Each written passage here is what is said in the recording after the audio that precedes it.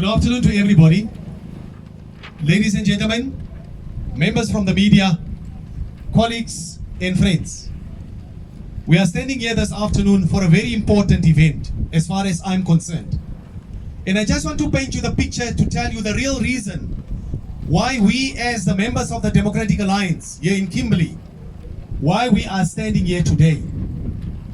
It is grossly unfair that with the current affairs, in fact, here on my left hand side, I've got the leader of the DA caucus, Christopher Piri. On my right hand side, I've got the whip of the caucus, Offense Mokai. And on my extreme right hand side, I've got Elise Diman, who's the chairperson of the caucus of the DA in Solplaiki. And it is out of these leaders that we have decided to come in order to meet here today to explain to you the real reason why we as members of the DA have deemed it appropriate and fit to be standing here today.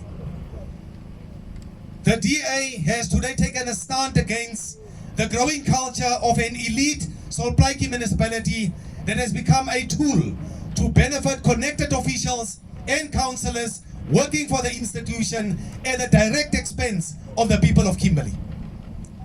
Hands down, Kimberley wins the dirtiest city award in any contest. Hands down, Kimberley will win the best winner when it comes to potholes in the country. Hands down, Kimberley will also win the best award for not having clean water for the ratepayers of Kimberley. And we as the DA said, we can't carry on in this way. The massive degradation of our roads, it's felt by the motorists. The stench of the collapsing sewer network is smelling across the city everywhere. It doesn't matter in which area you go.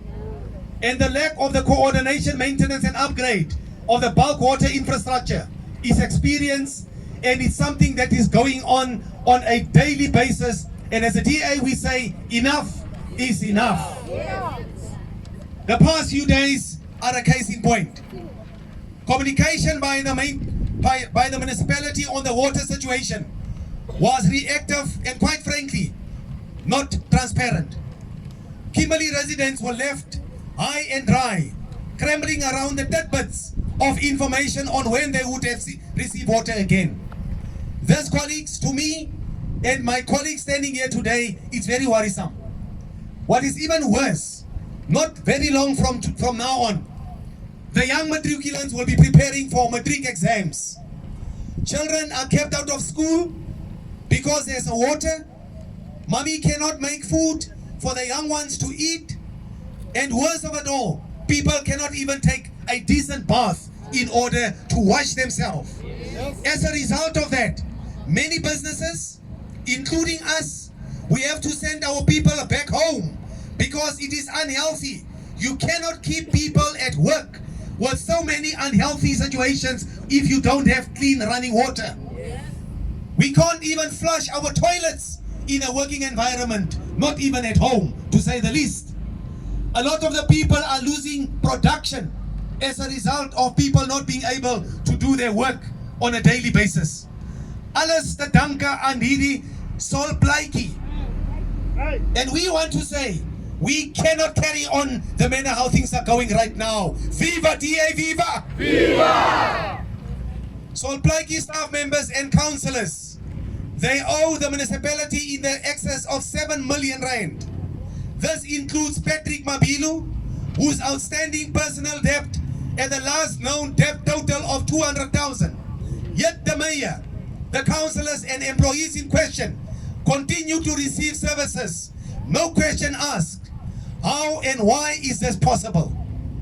Now, it goes beyond comprehension. And this is what really hurts me. We have seen the past weekends that old people, people who are disabled, people who cannot even walk, their water and lights has been switched off in the areas where they live. Yet we have a mayor who is supposed to set the tone and to be the example of the people of the city.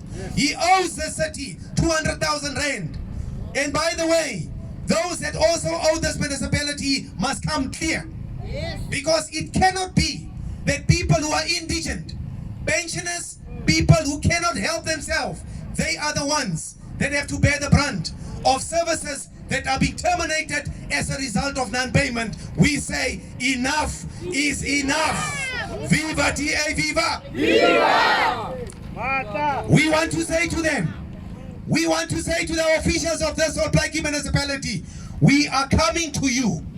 Ons kom dan na julle toe. You are the ones that is switching off the lights of the people, but guess what? You are the same people who owe Solplaatje thousands and thousands of rands. And on top of that, you are the ones who are benefiting out of the services that the Solplaatje is supposed to be rendering unto people that really deserve and that pay for the service. I was told, and I'm going to investigate this one as well. I was told that there are MECs who also owe this municipality money. Now, colleagues, it cannot be. I cannot be standing here today with you. In the meantime, I am also a culprit. I want to put it on record that I meet my monthly obligation towards Solplaatje. I do not owe Solplaatje any cent. That is why I can demand that they must deliver a service to me and the thousands of people who have the right to receive that service. We need to walk our talk. And we also want to say, those councillors, doesn't matter from which party you are, people that owe Solplaatje money, we're going to name them and we're going to shame them. Because it cannot be that while so many people are paying municipality their money, so many people are still benefiting out of the underhand deals where their electricities are being switched off and where they can just pick up a phone call and make a call to the ANC's provincial office, and then they get a mandate to be told that they must switch on their electricity. It cannot be. Let's move on. The DA has no doubt that Solplaatje municipality is in a collapse state. This municipality was supposed to have been put under administration long time ago. This municipality cannot even collect the rates and taxes. In fact, we're sitting with a holy hood in this municipality. People that are acting and acting and acting. When will this acting stop? We're sitting now with, I think, the third or the fourth municipal manager who is acting in the capacity as municipal manager. By the way, I want to say to Nomonde, who is the acting municipal manager of this institution, she has become the acting municipal manager under a very dark cloud. We are still going to explore this issue up until the bitter end. We are not going to allow anybody to silence us. We are the voice of the voiceless. We will be standing in there for the many ratepayers of this beautiful city in order to make sure that these services will be delivered once again. As a DA, we will not just stop here today. We want to see fair access of electricity. We want to see that if pensioners can pay, what about the other people? We want to see equal rights for all. We want to see that ratepayers, they deserve better. We want to say to people, it is time that we need to hold these people to account. There's millions and millions of money that disappeared out of Solplaatje municipality. And I also want to say to Sello Matsie, who is a spin doctor of this Solplaatje, we are coming for you. We are coming for you. Because every time when we want to hold the people to account, you have always a nice story to tell. But there will be a real story to be told. Because it cannot be that when people's electricity has been switched off, then other people, they can laugh knowing that they are politically connected. It has nothing to do with political connectivity. We see people standing here today, people that says, we want to become the mouth on behalf of those people, so that we need to make sure that the people that live here in Solplaatje, the people that live here in Kimberley, they can receive a decent service. But for as long as the corruption is going on in the Solplaatje municipality, it will never come to fruition. We want to say, even the 106 report, if people think that we are quiet about the 106, we've got a story to tell. We will be standing up with this leadership standing here together here with me. We will be asking difficult questions. We will be posing motions of no confidence. And on top of that, I will be writing a letter to President Cyril Ramaphosa. I will be asking the president to intervene in this municipality, because it doesn't matter. I'm wasting my time in order to go to Bentley Fast. As a MEC for Coxa, I wrote so many letters to Bentley Fast. He is simply not acting. He is ignoring us, and that is why I'm left with no other choice. But we will be writing a letter to the president of this country. We will engage with the premier of this province, and we will make sure that these people that are laughing at us, we will tell them where to get off. The time has come, colleagues, members of the media, our colleagues here present here today. Let us show those posters that we have in our hands. Let's lift them up so that people can see we are here for a mission. And our mission is quite clear. Our mission is to say, one nation, one future. Fix the potholes in Kimberley. The premier have already made the commitment and the promise to say that the potholes will be fixed. I now want to say to the premier, Mr. Premier, talk is cheap, money buys the whiskey. The people are tired of hearing and listening to promises.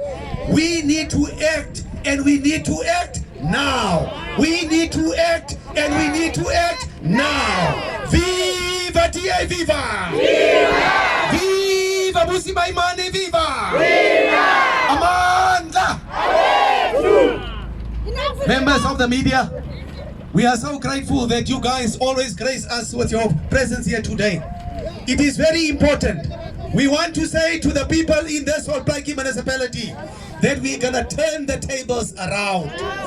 It's not gonna be business as usual anymore. We've got full support in the leadership of the DA in Solplaiki. We will be turning the tables around. And by the end of this week on Friday, the DA will be making a very, very important announcement. Because in the DA, we've got movers and we've got shakers. We will be making a very important announcement this week. And that announcement will have a direct effect on Solplaiki as well. That is why we will be making that announcement very soon. We will not be coming and standing here for the sake of, because we want to grandstand. We are standing here because it's about time that Solplaiki takes the people that are ratepayers of this town. They must start to be taken seriously. Colleagues, it doesn't matter in which area you go here in Kimberley. If you go to Beaconsfield, if you go to Greenpoint, if you go to Hurlia, if you go to Cassandra, if you go to anywhere, especially in the areas where the DA is in government, services are not being delivered. Now, those that think that we haven't heard the story, we know the story. We know the fact that there are some officials in this municipality that wants to do the right thing, but they are being threatened with their jobs, that if they deliver services in DA areas, those people will be reprimanded. Now, it can't be. This is not a banana republic. This is Kimberley. This is the Northern Cape.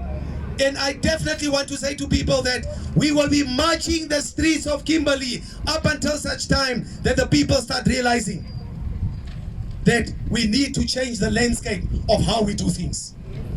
I want to make a commitment to the people of Kimberley and to the people of this province. We will leave no stone unturned. We will fight tooth and nail. We will fight every single day that God gives us in order to make sure that we hold one another to account. And I want to say, like I said to the Premier in the speech, I said to the Premier of this province, Amani Sol, you talk about lifestyle audits. I told him, here's me, take me first. Start doing a lifestyle audit on me. And once we're done, then we must start doing lifestyle audits on each and every MPL in the legislature. Because charity begins at home. We cannot point fingers to other people. In the meantime, the wrath is here with us. We must be able to clean our own house first. And that is why today I'm standing here as no hypocrite, but to say to the people of Kimberley that we want to make sure that we set the tone. I want to encourage each and every person those present here and those that are not here, it is the right thing to do. Pay Solplaatjie what you owe Solplaatjie. Because that's the only way how services can be delivered. But I can always tell you that there are even some people who can afford to pay Solplaatjie, but they simply refuse to pay Solplaatjie. Daar is amptenare in hierdie munisipaliteit waar duisende rande verdien. Senior amptenarye, hulle sien nie hulle se weg oop om hulle munisipale rekeninge te betaal nie. And on top of that, they are the people that have the nerve to say to other people they must come and pay their electricity accounts. Colleagues, I also know, and you also know, the reason why electricity has been switched off is because this municipality is cash strapped. They don't have money anymore. They want to pay salaries. That is why they want to collect the rates and taxes that they were supposed to have collected many months ago. The core responsibility of every municipal manager, whether acting or not, your job is to collect the rates and taxes of the town and city where you live. Now, I want to say to the people here today that we as a DA, we will not stop talking. We will be knocking on each and every door. And I also want to warn, to say that I am in documentary evidence of a number of incidences that have happened here in Solplaatjie. And some of them are things that have happened a year or 2 years ago. And yes, for the purposes of the media, the reason why we haven't spoken about those things at the time was simply because we did not have the evidence. But now we have the evidence.